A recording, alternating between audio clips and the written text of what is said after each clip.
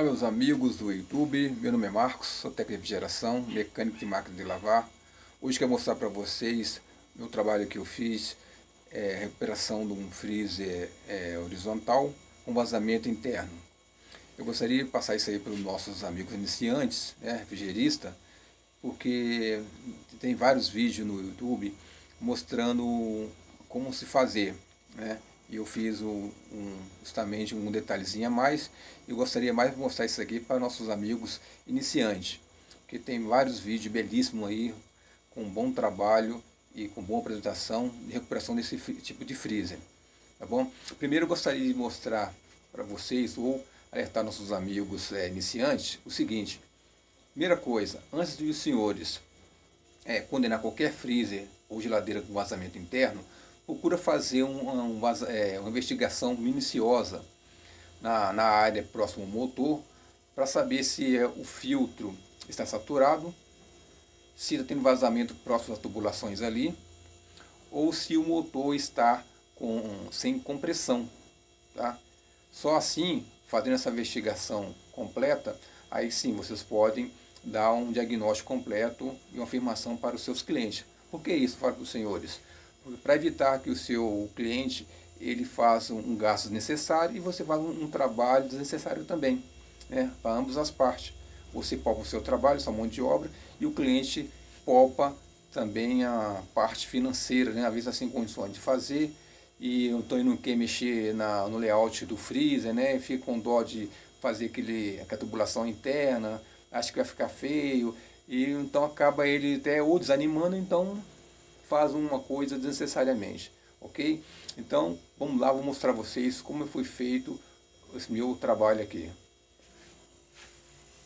Primeiramente, gostaria de mostrar aos senhores o material que eu usei. Eu usei uma trena, um pedacinho de chapa de alumínio fininha, uma chave de fenda com ponta, com diâmetro do rebite, rebitador, martelo, o rebite em si, e a panqueca de tubo de cobre 516. Por que eu estou usando o rebite? O rebite é mais fácil de trabalhar, porque você não fica tendo tempo de ficar enroscando. E outra coisa também, se por acaso tiver algum probleminha, é só você chegar, passar a furadeira com broca com o diâmetro da cabeça do rebite, você consegue desmanchar o trabalho para fazer um retrabalho, fazer alguma coisa, uma correção de alguma coisa, até mesmo uma recuperação de um serviço. E outra coisa que eu quis mostrar para os senhores que eu deixei também aqui, que eu usei, que eu utilizei, foi esse pedaço de ripa de cama e esse ganchinho com a curvatura nas extremidades. Eu vou explicar por que e para que eu usei isso aqui. Primeiro, antes de mais nada, senhores, eu gostaria que, antes de vocês começarem o serviço, ou o cliente chegar para executar o serviço, primeiro procura saber qual é a finalidade da reforma do freezer. Se é para uso próprio ou se é para revenda. Porque se for para uso próprio, dependendo das condições do estado do freezer, aí o cliente não pode fazer, que eu vou usar aqui mesmo, não tem problema, se é para condicionar carne ou bebida, ou se é para revenda. Se for para revenda, você analisa bem o gasto de material que ele vai usar, mas a sua mão de obra, E se o motor tiver sem compressão, pior ainda, que vai ter mais gasto com a despesa com o motor. Igual no caso desse freezer aqui, ele estava com gás, ele estava com o motor dele estava sem compressão, não queimado, estava sem compressão. Eu tive que fazer uma análise antes, uma verificação antes, fazer um teste na bancada com o motor, para ver se realmente ele está sem compressão ou não, para depois eu dar um diagnóstico completo para o meu cliente. Que esse freezer aqui, na verdade, ele estava...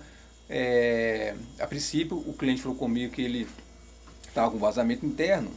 Eu peguei e falei com ele, não, vou levar na minha oficina, vou dar uma carga de gás nele, trocar o filtro, fazer o procedimento normal que o vácuo dele e vou pôr para funcionar. Se estiver funcionando, aí sim, a gente vai esperar um tempinho para dar um diagnóstico completo. Que eu cheguei aqui, dei realmente troquei o filtro dele, né? Fiz o procedimento normal, que é um vácuo, com a bomba de vácuo, pus para funcionar, ele nem sequer alterou a mudança de temperatura, continuou estável 28 graus positivo normal. Aí vi o motor, realmente estava funcionando, porém eu verifiquei que o problema não era no filtro saturado, podia ser no motor. Tirei o motor fora, fiz o mesmo procedimento com o motor que eu tenho aqui de teste na oficina, com um freezer. Quando eu coloquei o motor, dei uma carga de gás, né? O motor chegou a gelar, chegou até uma temperatura menos 33 graus negativo. Aí eu olhei assim, passei para o cliente, ele ficou tudo feliz, mas eu falei, ó, não, é o seguinte, segura um pouquinho aí, que eu tenho que primeiro saber se o freezer ele vai manter a pressão. Deixei 3 dias trabalhando, 3 dias desligado. No quarto dia que eu cheguei aqui, o freezer estava praticamente com a mesma temperatura inicial, 28 graus, e a temperatura estava lá embaixo. Aí sim, eu cheguei para o meu cliente e falei com ele, ó, seguinte, o problema do freezer não é só o motor não, apesar que o motor está sem compressão, também ele está com vazamento interno. O senhor deseja fazer o serviço porque a despesa, ele acrescentou o motor, então o motor R$590, então ele tinha que fazer uma barra de cálculo para ver se valia a pena. Como o freezer era só para uso próprio, ele acabou falando, não, pode fazer que isso aí é para uso próprio, né? Então vamos lá, vou mostrar a vocês o trabalho que eu fiz, né? E como é que foi feita a distribuição da tubulação. Primeiro, o que eu fiz? Como esse freezer aqui eu tinha já verificado com o meu cliente com a finalidade dele, ele disse que queria esse freezer para congelar. Por ele ficar por congelar, o que eu fiz? Eu tive que distribuir mais linha de evaporação dentro internamente do meu freezer. Eu distribuí aqui uniformemente 6 linhas de evaporação com tubo 516. Usei aqui um pedaço de tubo aqui, ó, com quase 30 centímetros, um quarto, para eu colocar o bulbo do meu termostato. Então eu iniciei o meu tubo aqui. Primeiramente o que eu fiz foi dividir as linhas de evaporação uniformemente, tamanhos padrão. Do início do freezer aqui, do acabamento do freezer aqui, eu deixei 9 centímetros fora, você pode ver, 9 centímetros fora, da primeira linha de evaporação. E lá no finalzinho eu também deixei mais 9 centímetros. Não sei se dá para os senhores ver, mais 9 centímetros. No finalzinho, do início ao fim, eu deixei 9 centímetros. E o restante eu distribuí, de acordo com a primeira linha, 12 centímetros de uma linha para outra. 12 centímetros, pode observar aqui, ó. 12 centímetros de uma linha para outra, ó. Bom, 12 centímetros, ó. Pois bem, esse pedaço de madeira aqui eu fiz como gabarito, né? O gabarito, eu medi a distância de 12 centímetros de uma linha para a outra, né? E fiz como gabarito, por quê? Para me auxiliar no trabalho, uma vez que eu tenho feito o trabalho sozinho, sem nenhum ajudante. E essa varetinha aqui que eu fiz, com a curvatura nas ambas as extremidades, é justamente para me auxiliar na hora de eu fazer puxar a segunda linha em diante, para poder me auxiliar aqui na hora que eu for colocar o meu gabarito. Com o meu gabarito aqui, ó, que eu coloquei, com esse ganchinho aqui, eu pude, eu segurava o tubo, né, para não deixar relaxar e amassar, né, ficar suspenso entre a primeira linha e a linha o qual eu estava passando.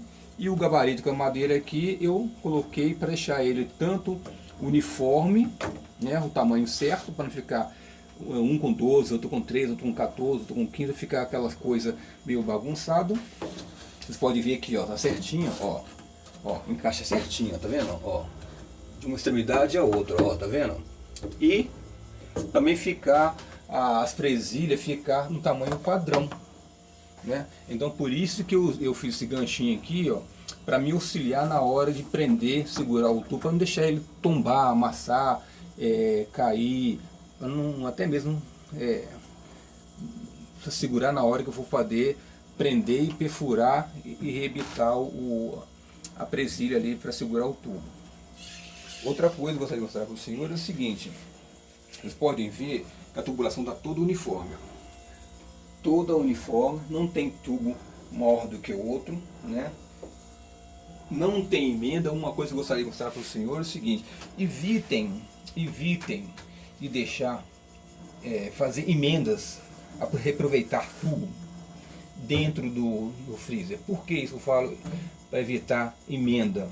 Justamente para quando houver suspeita de vazamento, logicamente isso não vai acontecer, mas se um dia acontecer, os senhores não tem que desmanchar o acabamento, a chapa fina de proteção aqui da carcaça, né, do gabinete do freezer, para ficar investigando aonde está o vazamento, pelas emendas feitas dentro da tubulação. Eu usei praticamente somente aqui, a única solda somente nesse ponto. Por quê? Porque eu comprei duas panquecas de tubo 516 e uma panqueca não foi suficiente, então eu tive que comprar duas para dar continuidade na término das duas últimas linhas. Você pode ver nas duas últimas linhas, para chegar até levar até o final, porque uma só panqueca não foi suficiente. Então somente aqui que foi feito a solda.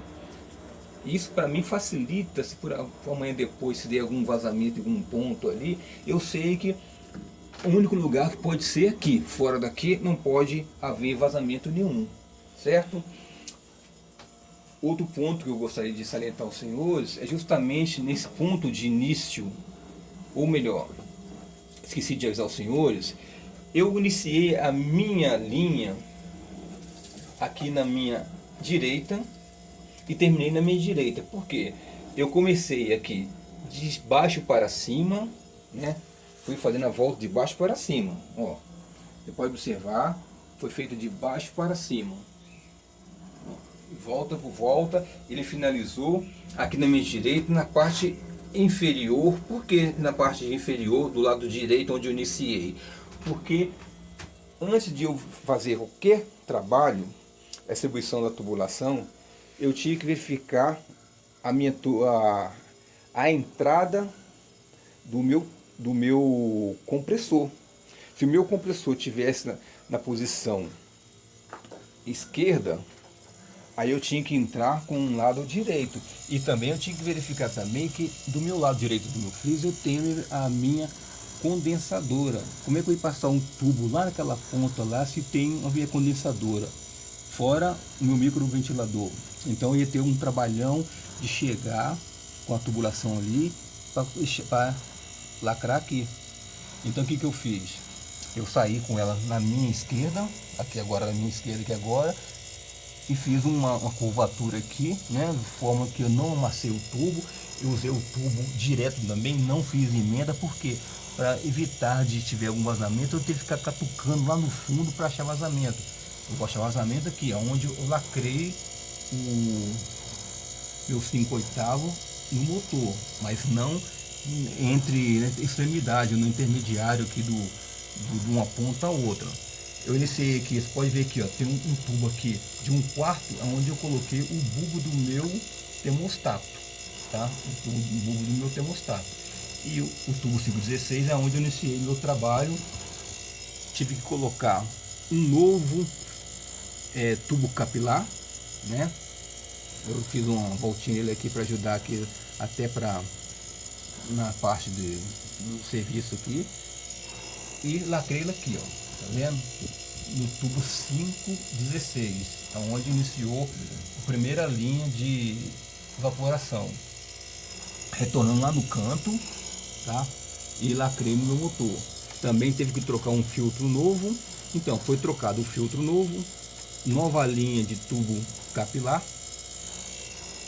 E ali, ó, no fundo, não sei se você pode observar, tem uma espuma esponjante, ó, por meio escura, né? Eu fiz aqui um isolamento, uma tubulação que vai ajudar no rendimento. Olha lá, e tem aquela meio escura ali, ó, nessa ponta, e tanto aqui, ó, tá vendo aqui? Ó, dá pra ver, aqui, tá meu dedo. Isso aqui é uma espuma esponjante que eu coloquei entre o tubo e o buraco. Para que isso, senhores? Tá vendo aqui, ó? Espuma esponjante. A espuma esponjante, ó, espuma esponjante. Por quê?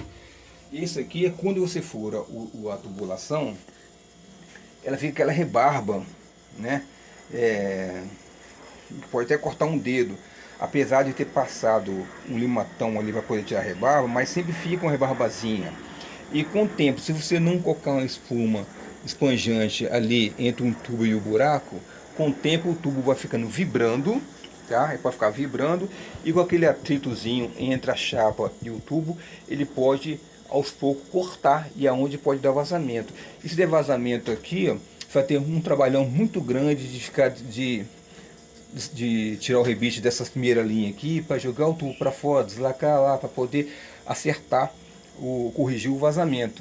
Então, para você não ter esse retrabalho, então você coloca uma espuma esponjante ali para proteger a tubulação, tá? E também para também não ter perda de vazamento de ar ali, ok?